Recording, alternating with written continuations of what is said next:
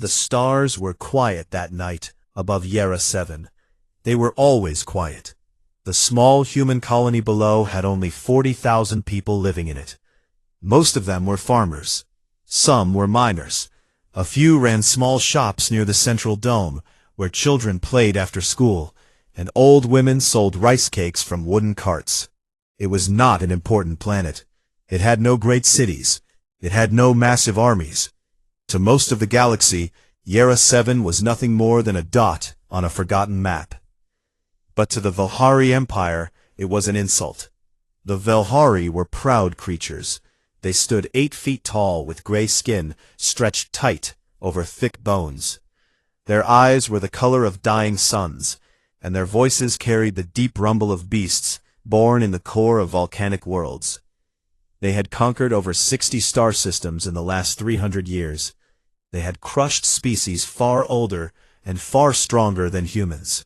And they believed, with every fiber of their ancient blood, that the galaxy belonged to them. So when a tiny group of humans quietly settled on Yera 7, a planet that sat inside a region the Velhari had claimed, but never actually visited, it was seen as an act of war. Fleet Commander Drova stood on the bridge of his flagship, the Iron Tide, and looked out at the stars ahead. Behind him, 400 warships followed in perfect formation. Each one was armed with plasma batteries and gravity torpedoes. Each one carried enough firepower to crack a small moon in half. Drova had led many fleets before, but never one this large. The High Council had ordered him to make an example of the humans. Not just remove them, destroy them. Burn their colony to ash, and scatter the remains into the void, so that no other species would dare touch Velhari territory again. Drova was happy to do it. He turned to his second officer, a younger Velhari named Kotal, who was reading the long-range scans on a glowing blue screen. "How far?" Drova asked. 6 hours at current speed, Commander, Kotal said. "The colony has no orbital defense platforms, no warships in the area, no shield generators of any kind." Drova smiled. His teeth were black and sharp, lined up like rows of small blades. They did not even try to defend themselves. "They are humans," Kotal said, as if that explained everything. And in the mind of the Velhari, it did. Humans were a young species. They had only been traveling among the stars for a little over 200 years. They had no empire. They had no war fleet that anyone had ever seen. They kept to themselves, lived on small planets, traded quietly, and never made threats. Most species in the galaxy did not fear humans. Most species barely noticed them at all. Drova had studied the intelligence reports. The humans of Yera 7 had no military presence. They had a few transport ships and one medical vessel. Their governor was a man named Teho, a calm and soft-spoken leader who had spent most of his career as a schoolteacher before being elected to manage the colony. He had no military background, no war training. He was, by every measure, a peaceful man living on a peaceful world.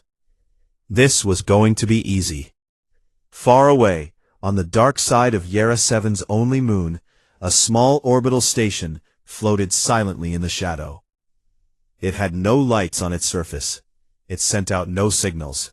It did not appear on any Velhari scanner or any galactic registry. If someone had looked at it with their bare eyes, they might have mistaken it for a dead rock drifting in the void. Inside this station, Captain Teho sat in a metal chair and stared at a screen showing 400 red dots moving slowly toward his world. He was not panicking. He was not sweating.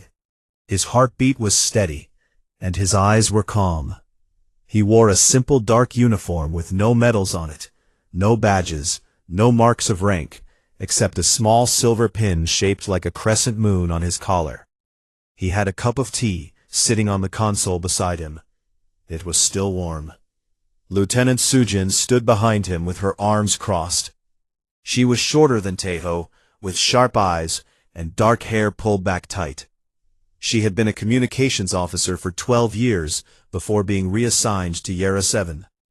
Officially, she was a colony administrator. Unofficially, she was the one who kept the station running, monitored deep space signals, and made sure that the thing hiding behind the moon stayed hidden. 400 ships, Sujin said quietly. Taeho nodded slowly. They brought more than I expected. Should we contact Central Command?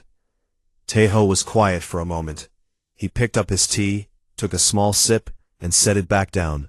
No, he said, not yet. Sujin raised an eyebrow. Sir, if even half of those ships reach orbit, the colony, they will not reach orbit, Taeho said. His voice was soft but certain, like a man who had already seen the ending of a story everyone else was still reading. Sujin studied his face. She had known Taeho for 3 years. In all that time she had never once seen him raise his voice, lose his temper, or show fear. Some of the younger officers thought he was cold. Sujin knew better. Taeho was not cold. Like deep water that did not move, even when the wind above it screamed. Wake up, Jiwoo, Taeho said. Sujin's eyes widened slightly. Already? Already. Sujin turned and walked to a console on the far wall. She pressed a series of buttons and spoke into a comm unit. Jiwoo, this is Sujin. You are needed. There was a long silence. Then a voice came through the speaker, rough and low, like a man who had been sleeping for 100 years and was not happy about being woken. How many? The voice asked. 400. Another silence. Then, very quietly, almost like a whisper carried through the dark of space itself, Jiwoo laughed. I will be ready in 20 minutes. Sujin closed the channel and looked back at Taeho. He was still sitting in his chair, still holding his tea, still watching those 400 red dots crawling closer and closer to his world. Do you think they know? Sujin asked. Taeho set his tea down for the last time and leaned back in his chair. His eyes never left the screen. No, he said. They do not know what is coming, and by the time they do, it will already be over. Outside the station, the stars continued to burn in silence. The moon cast its long shadow across the void, and somewhere in that shadow, something very large and very old began to wake up. Commander Jiwoo had not been inside the ship for 11 months. The last time he had walked through its corridors, he had told himself it would be the final time. He had promised himself that the galaxy would stay peaceful, that no one would be foolish enough to push humanity into a corner, and that the ship would remain sleeping in its cradle behind the moon until the stars themselves burned out. He had been wrong. Jiwoo walked through the narrow metal hallway of the docking tunnel that connected the station to the ship. His boots made no sound on the floor. The air was cold here, much colder than the station. It tasted like iron and old dust. The lights along the ceiling flickered on one by one as he passed, as if the ship was recognizing him, opening its eyes after a long dream. He was not a tall man. He was lean, with rough hands, and a scar that ran across the left side of his jaw, from his ear to his chin. His hair was cut short, and already turning gray at the sides, even though he was only 41. He wore the same dark uniform as Taeho, but his had no pin on the collar, no mark of any kind. Jiwoo did not believe in decorations. At the end of the tunnel, a heavy steel door waited. It was 3 meters tall and half a meter thick. There was no handle, no keypad, no scanner. Jiwoo simply placed his palm flat against the surface and waited. The door recognized him. It always did. With a deep groan of metal and old hydraulics, the door slid open, and Jiwoo stepped onto the bridge of the Godfather. It was not a beautiful ship. There were no polished surfaces, or glowing panels, or elegant designs. The bridge was small and cramped, with thick cables running across the ceiling and walls covered in scratched metal plates. The main console sat in the center, surrounded by 6 chairs bolted to the floor, most of them empty. A thin layer of dust covered every surface. To anyone who did not know better, The Godfather looked like a cargo hauler that had been flying too long and had been repaired too many times. Its hull was dented. Its paint was chipped. One of its external sensor dishes had been missing for years, and no one had bothered to replace it. But looks meant nothing. Jiwoo knew that better than anyone. He sat down in the command chair and placed his hands on the console. The screens around him came to life, one after another, filling the small bridge with soft blue light. Systems that had been sleeping for months began to hum. Deep inside the ship, something massive and heavy turned on, and Jiwoo felt the vibration travel through the floor and up through his chair and into his bones. He opened a channel. "Hanbyul, are you awake?" A woman's voice answered from somewhere below the bridge, calm but tired. "I have been awake since Sujin called. I am already in the engine room." "How long to full power?"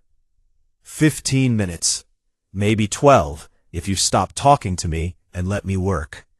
Jiwoo smiled. It was a small smile, barely visible, but it was real. He had known Hanbyul for 9 years. She was the only engineer in the galaxy who understood the Godfather's systems completely. She had rebuilt its core twice, rewired its weapon array 3 times, and once repaired a cracked power conduit using nothing but tape and a piece of metal she pulled from a broken chair. She was not gentle, she was not polite, and she was the best at what she did. 12 minutes later, the Godfather was alive. Jiwoo guided the ship out of its hiding place behind the moon. It moved slowly at first, drifting out of the shadow like a ghost stepping out of a dark room. The moon's gray surface slid past the viewport, and then there was nothing ahead but open space and distant stars. And 400 Velhari warships, now less than 2 hours away. On the bridge of the Iron Tide, Second Officer Kodal was the first to notice. "Commander," he said, his voice carrying a note of confusion. "There is a contact. One vessel. It has just appeared from behind the colony moon." Drova turned from the tactical display. "One vessel?" "Yes, Commander. Small, roughly the size of a standard cargo transport. No weapon signatures detected. No shields active." Drova stared at the image on the screen. The ship was small and ugly. It looked like it had been pulled from a junkyard and stitched together by someone who did not care what it looked like. Compared to the 400 gleaming warships of the Velhari fleet, it was a joke. "Is this their defense?" Drova asked. There was amusement in his voice. He looked around the bridge at his officers, and several of them were already smiling. "It appears so, Commander," Kodal said. Drova let out a deep laugh. It echoed across the bridge. "One ship, one broken, ugly little ship. The humans send this against the might of the Velhari Empire." He shook his head and turned back to the viewport. "Ignore it. Continue course to the colony. We will deal with this insect after we have burned their world." The fleet did not change direction. The 400 ships continued forward, their engines glowing like a river of fire, cutting through the black of space. Drova did not give the small human ship a second thought. Why would he? It was one vessel, one tiny beaten vessel, floating alone in the dark. Back on the Godfather, Jiwoo watched the fleet approach on his screen. He was calm.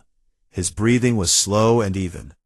He had done this before, a long time ago, in a war that the galaxy had already forgotten. That war had taught him something that most species never learned. Size did not matter. Numbers did not matter. What mattered was what you carried inside. He opened a channel to the station. "Teho, they are not stopping." Teho's voice came through, steady as always. "I did not think they would." "They are ignoring us." "Good." Jiwoo paused. He looked at the screen, at the 400 red dots moving closer and closer. Each one of those dots was a warship crewed by hundreds of Velhari soldiers. Each one carried weapons designed to break planets. And every single one of them was heading straight for a colony of 40,000 people who had done nothing wrong. "Teho," Jiwoo said quietly. "Permission to fire." There was a moment of silence. Jiwoo could hear Teho breathing on the other end of the channel. He could imagine him sitting in that metal chair, his tea long gone cold, his eyes watching the same red dots on his own screen. "Permission granted," Teho said. Jiwoo closed the channel. He placed both hands flat on the console and closed his eyes. Beneath him, deep in the belly of the Godfather, the weapon began to charge. The sound it made was not loud. It was low and steady, like a heartbeat growing stronger, like something ancient waking from a sleep that had lasted centuries. Hanbyul's voice came through the intercom. "Core is at full capacity. Weapon is charged. You have one shot at maximum power. After that, I need 6 minutes to recharge." "One shot is enough," Jiwoo said. He opened his eyes. The fleet was now close enough that he could see the faint glint of their hulls catching the light of the distant sun.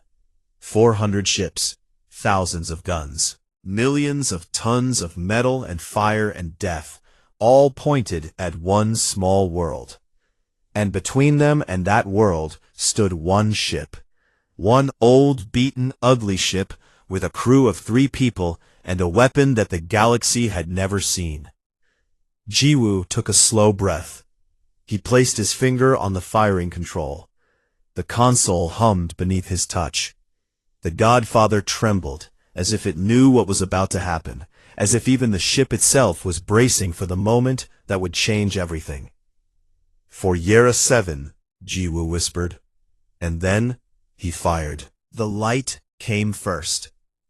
It did not come from the front of the Godfather, or from any visible cannon or turret. It came from everywhere at once, as if the ship itself had turned into a star for a single heartbeat.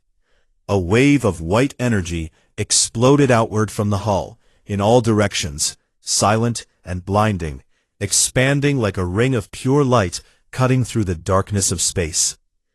On the bridge of the Iron Tide, Kotal saw it before anyone else. His scanner lit up with a reading so high that the numbers did not make sense. The energy signature was off every chart he had ever seen. It was not plasma.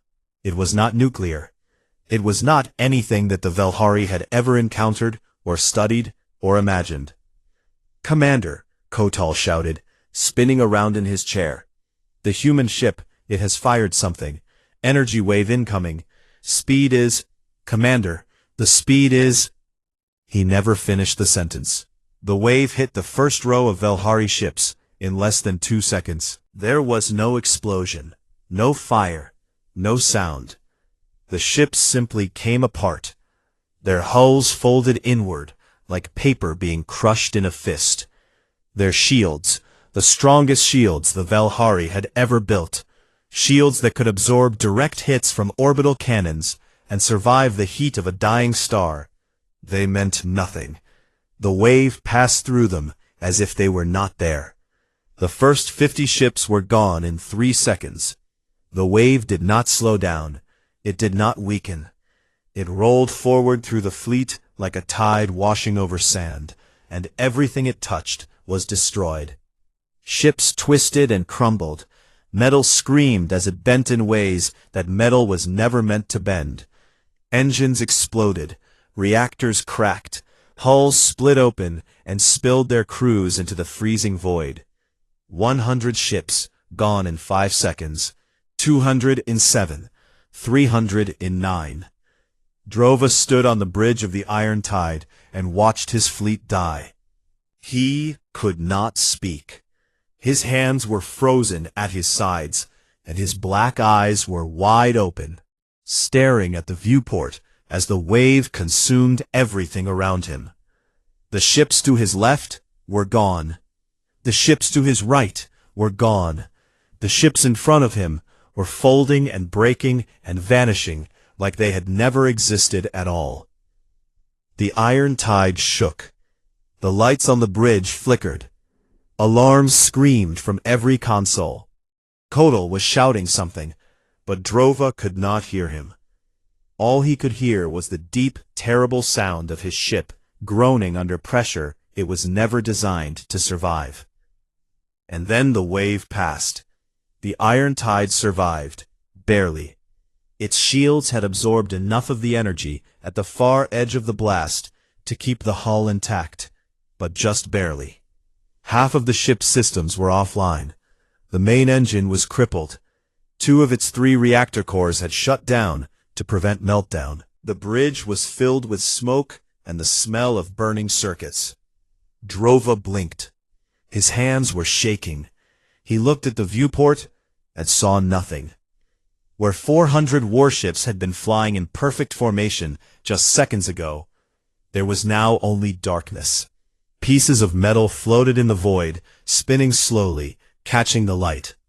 Some of them were still glowing red from heat. Some of them were so small that they looked like dust. His fleet was gone. Not defeated, not scattered. Gone. "Report," Drova whispered. His voice was hoarse, as if something inside his throat had broken. Kotal's hands were trembling as he worked the console. His face was the color of ash. 42 ships remain, Commander. All of them are damaged. Most have lost main power. Several are reporting hull breaches and casualties. 358 ships, Drova said slowly, as if he was trying to understand the words coming out of his own mouth. 358 ships destroyed in 9 seconds. Yes, Commander. Drova turned and looked at the small dot on the scanner. The human ship. It was still there, still floating in the same spot. It had not moved. It had not changed course. It had fired once, and that single shot had wiped out the largest fleet the Velhari Empire had assembled in 50 years. What was that? Drova asked. What weapon was that? Unknown, Commander, Kotal said. His voice was barely a whisper. There is no match in our database. No known species possesses a weapon with that energy signature. It does not correspond to any technology we have ever recorded. Drova stared at the screen. His mind was racing, but his thoughts kept crashing into the same wall. This was not supposed to happen. Humans were weak. Humans were soft. Humans were farmers and teachers and traders who lived on small planets and kept to themselves. They did not have weapons like this. They could not have weapons like this. And yet 358 Velhari warships were now floating in pieces in the cold dark of space. On the Godfather, Jiwoo leaned back in his chair and let out a long, slow breath. The console in front of him was still glowing from the discharge. The air on the bridge was hot and thick, and there was a faint smell of ozone that made his eyes water. His hands were steady. They had always been steady. He looked at the scanner. The red dots that had filled his screen moments ago were mostly gone. Only a few remained, scattered and drifting. Most of them were barely moving. Handyol's voice came through the intercom. Weapon core is cycling down. Temperature is high but stable. I can have it recharged in 6 minutes if you need a second shot. I do not think we will need one, Jiwoo said. He opened a channel to the station. It is done. Taeho's voice came back, calm and unchanged, as if nothing had happened at all. How many survived, he asked. About 40 ships, all damaged. And the colony? Jiwoo checked the planetary readings. The wave had been precisely calibrated. It had expanded outward toward the fleet and away from the planet. Not a single piece of debris had fallen toward Yera 7. The colony was untouched. The 40,000 people living below were safe. Most of them were probably still sleeping, not knowing that a war had just been fought and won above their heads. The colony is safe, Jiwoo said. Good, Taeho said. There was a pause. And Jiwoo? Yes? Thank you. Jiwoo closed the channel. He sat alone on the dark bridge of the Godfather and looked at the viewport. The stars were still there. Space was quiet again, except for the slow drift of broken metal that had once been the pride of the Velhari Empire. He did not feel pride. He did not feel satisfaction. He felt tired. He felt the weight of what had just happened pressing down on him like a stone on his chest. 358 ships, each one crewed by hundreds of soldiers. Thousands of lives, ended in 9 seconds by the press of a single button. He had not wanted this. None of them had wanted this. The Godfather was not a weapon that humans had built because they enjoyed war. It was a weapon they had built because they had learned, long ago, that the galaxy was not kind to those who could not defend themselves. It was a last resort, a final answer, a thing that was never supposed to be used unless there was no other choice. And tonight, there had been no other choice. On the Iron Tide, Commander Drova finally found his voice. He turned to Kotal and spoke, and for the first time in his long career, his words carried the sound of something he had never known before. Fear. "All ships," Drova said. "Retreat. Full speed. Now." No one argued. No one hesitated. The 42 remaining ships of the once great Velhari fleet turned away from Yera 7 and ran. They ran with broken engines and cracked hulls and failing shields. They ran with their wounded screaming in the corridors and their dead floating in the halls. They ran like animals fleeing a fire they could not understand. And behind them, the Godfather sat still in the shadow of the moon and watched them go. The Velhari ships were running. Their engines left long trails of blue light behind them as they pushed through space as fast as their broken systems could carry them. Some of the ships were leaking atmosphere from cracked hulls. Some had lost navigation and were following the others blindly. One ship near the back of the group was spinning slowly to the left because its stabilizers had been destroyed, and its crew was steering it manually using emergency thrusters that were never designed for deep space travel. They were not a fleet anymore. They were survivors. On the Godfather, Hanbiel climbed up from the engine room and stepped onto the bridge for the first time since the weapon had fired. Her face was covered in a thin layer of sweat and machine grease. Her dark hair had come loose from the tie she kept it in, and it hung across her forehead in messy strands. She wore heavy gloves that went up past her elbows, and her uniform was stained with coolant fluid. She looked at the viewport. She looked at the scanner. She saw the 42 red dots moving away from the planet at maximum speed. "They are running," she said. Jiwoo nodded. "They are." Hanbiel stood there for a moment, watching the dots. Her hands, the same hands that had just managed a weapon powerful enough to destroy 358 warships, were trembling. She pulled off her gloves slowly, one finger at a time, and set them on the console beside Jiwoo.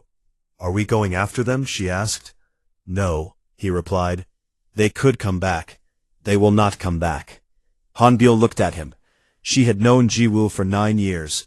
She had seen him angry exactly twice. She had seen him laugh maybe a dozen times. She had never seen him look the way he looked right now, sitting in that chair, staring at the screen.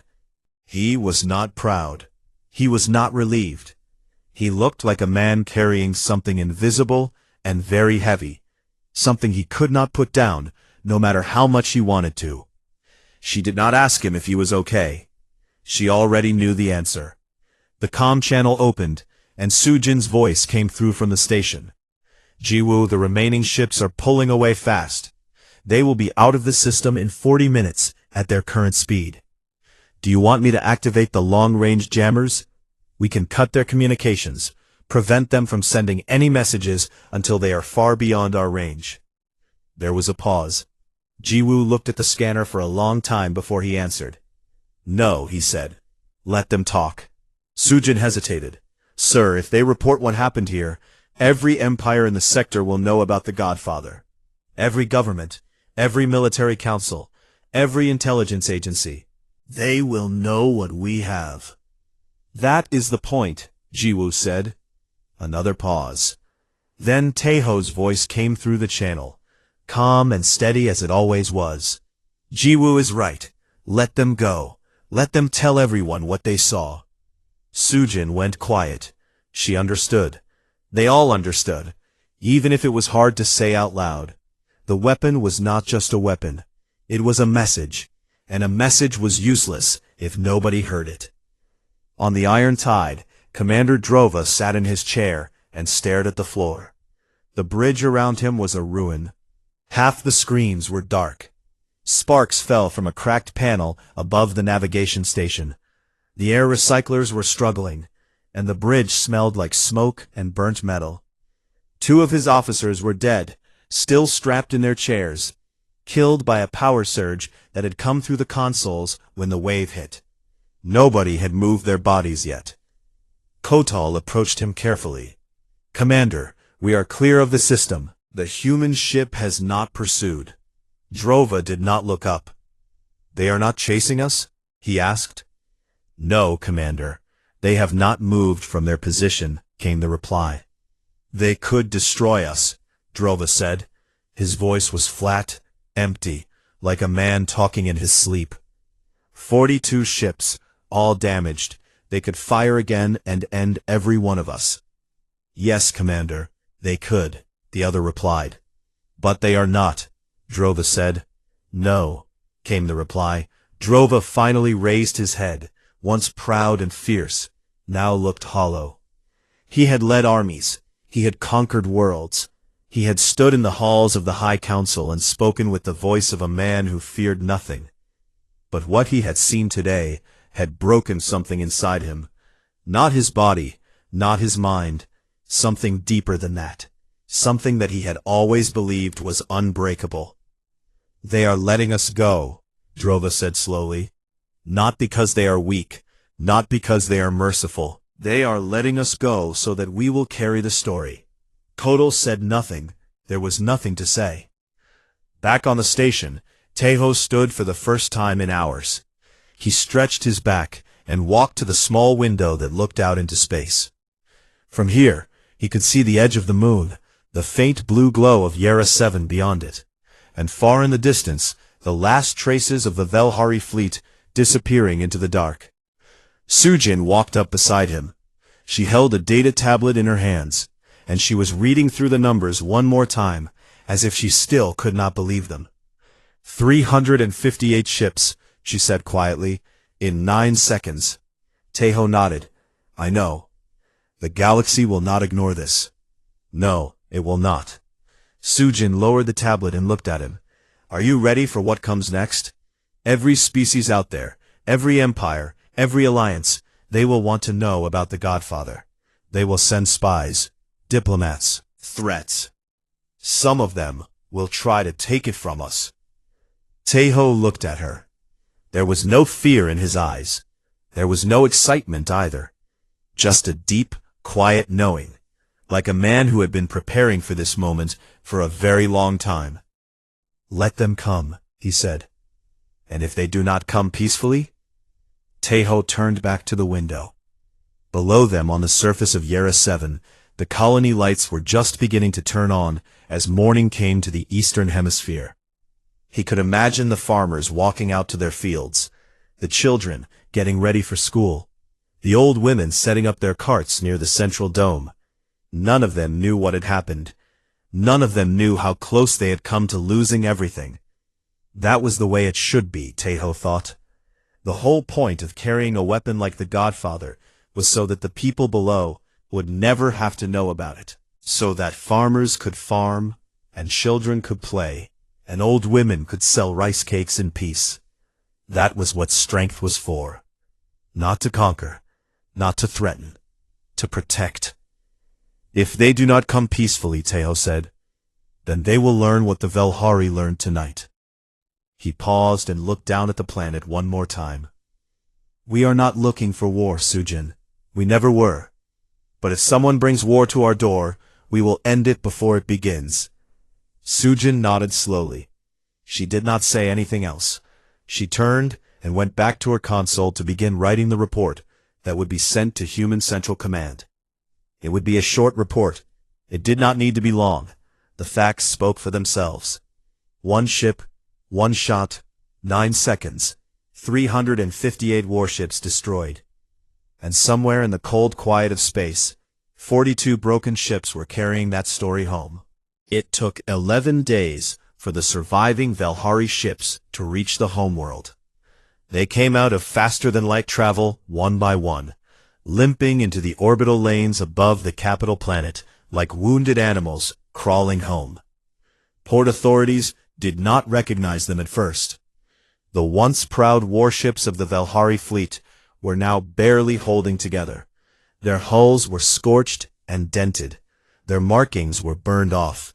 Some of them had to be towed into dock by emergency tugs because their engines had finally died on the last stretch of the journey.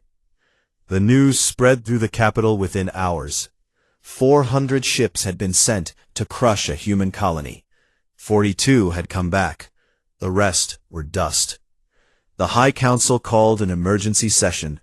The council chamber was a massive room carved from black stone deep beneath the surface of the Valhari homeworld. 12 seats sat in a half-circle around a central platform, and each seat held one of the most powerful leaders in the Empire. They wore their formal robes of dark red and gray, and their golden eyes burned under the low light of the chamber. Commander Drova stood on the platform. He had not changed his uniform. He had not cleaned himself up. He wore the same clothes he had been wearing on the bridge of the Iron Tide 11 days ago, still stained with smoke and dried coolant. His face was thin. He had not been eating well. His eyes, once sharp and proud, now carried a shadow that would not go away no matter how much he slept. "Tell us everything," said High Counselor Ven, the eldest member of the council. Her voice was cold and ancient, like wind passing through a cave. Drova told them everything. He told them about the approach to Yera 7. He told them about the single ship that emerged from behind the moon. He told them how he had laughed at it, how his officers had smiled, how he had ordered the fleet to ignore it and continue toward the colony. And then he told them about the light. He described the wave. He described how it moved through space without sound, how it passed through shields as if they did not exist, how 358 warships were turned to pieces in 9 seconds. He described the readings that Kotal had taken, the energy signature that matched nothing in their records, the way the weapon had fired only once and had not needed to fire again. When he finished, the chamber was silent. No one spoke for a long time. The counselors looked at each other. Some of them looked at the floor. High Counselor Ven stared straight ahead, her golden eyes unblinking. "One ship," she finally said. "One human ship did this." "Yes, High Counselor. And they let you go." Drova swallowed. "Yes." "Why?" Drova paused. He had thought about this every day for 11 days, lying awake in his quarters on the crippled Iron Tide, staring at the ceiling, hearing the echo of that terrible silence after the wave had passed. "Because they wanted us to come home," he said. "They wanted us to stand here and tell you exactly what I am telling you now. They wanted the Empire to know. They wanted everyone to know." Ven leaned back in her chair. She did not speak again.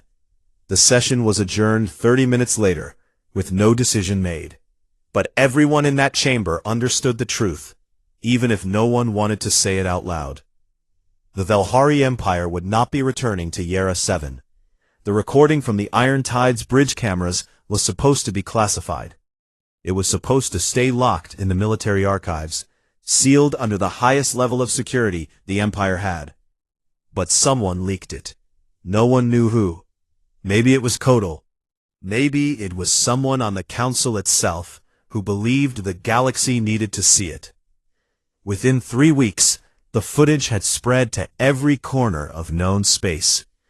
It showed everything. The fleet in formation. The small ship emerging from behind the moon.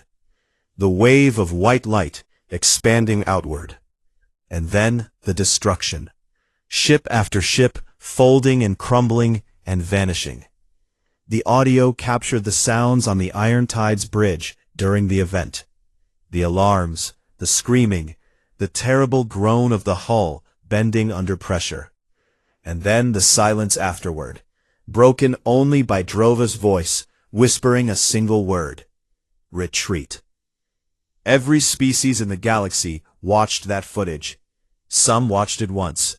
Some watched it 100 times, slowing it down, zooming in, trying to understand the technology behind the weapon.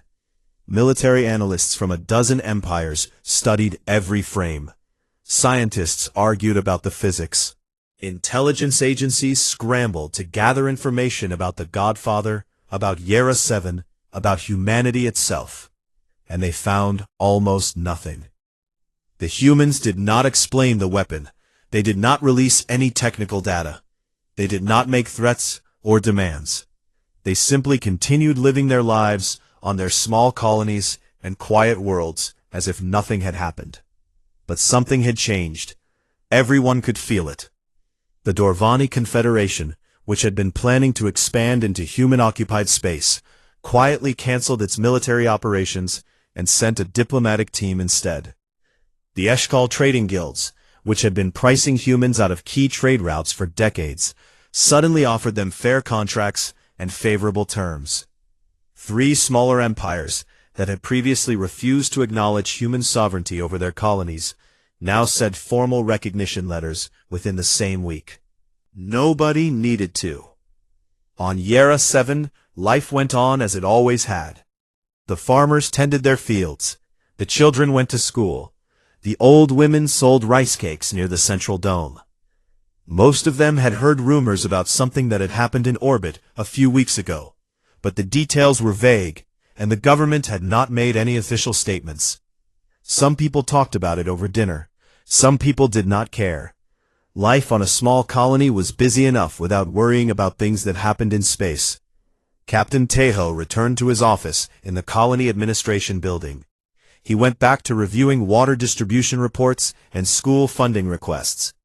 He attended town meetings where people argued about road repairs and farming equipment. He smiled politely. He listened carefully. He poured tea for visitors who came to complain about the noise from the mining operations on the eastern ridge. Nobody in the colony knew that he had given the order. Nobody knew that the quiet, polite man who ran their small world had authorized the most devastating single military action the galaxy had seen in centuries. And that was exactly how Tejo wanted it. The Godfather was moved. Jiwoo flew it out of the Yera 7 system 2 weeks after the battle, and brought it to a location that only 4 people in the galaxy knew about. The ship was powered down, its weapon core sealed, and it was left floating in the dark between 2 stars, far from any trade route or travel lane. Jiwoo stayed with it. He did not return to the station. He did not return to the colony. He lived alone on the silent ship, checking its systems, maintaining its hull, and waiting. He did not know if he would ever need to fire it again. He hoped he would not, but he would be ready if the time came. Hanbil went back to the station. She spent her days running maintenance on the communication arrays, and her nights reading old engineering manuals she had already read 3 times. Sometimes she would sit by the window and look out at the stars and think about the 9 seconds that had changed everything. She did not talk about it with anyone. There was nothing to talk about. It was done. Sujin stayed with Tejo. She ran the station, monitored incoming signals from across the galaxy, and kept a quiet eye on every empire and alliance that might one day decide to test humanity again. She was patient. She was careful. And she was always watching. 1 month after the battle, Tejo sent a message. It was transmitted on every open frequency, in every known language, to every corner of the galaxy. It was short. It carried no threats, no warnings, no demands. It simply said what needed to be said. We are humanity. We have been among you for 200 years. We have farmed your forgotten worlds. We have traded in your markets. We have lived quietly, asked for nothing, and harmed no one. We do not seek war. We do not seek power. We do not seek to rule. But let the events at Yera 7 serve as a reminder to any who would bring violence to our people. We were never hiding. We were waiting, and we will wait no more. The message was received by every government in the galaxy. Some responded with anger. Some responded with silence. Most responded with something that humanity had never been given before: respect. The stars above Yera 7 were quiet again. They were always quiet. But now, when the other species of the galaxy looked at those stars, they saw something different. They did not see a small, unimportant planet on the edge of forgotten space. They saw a line. A place where the galaxy had learned, in 9 seconds of white light and absolute ruin, that the quietest voices sometimes carried the loudest thunder. And on that small, peaceful planet, the farmers farmed, the children played, and the old women sold rice cakes from wooden carts near the central dome. Some things, it turned out, were worth protecting.